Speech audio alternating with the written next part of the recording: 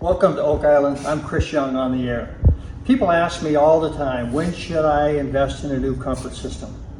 Well, don't wait till it breaks is the first thing I say.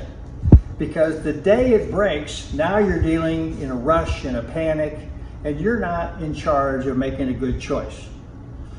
When should you replace it? Well, recognize this.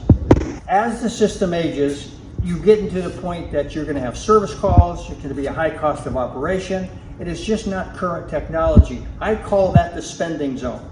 Trying to sneak out a few extra years, you're spending double for a system, you don't have a warranty on it. So you put the system originally in here, the day you replace it's here. If you were a little more proactive, you're eliminating those 3 to 4 years of the spending zone.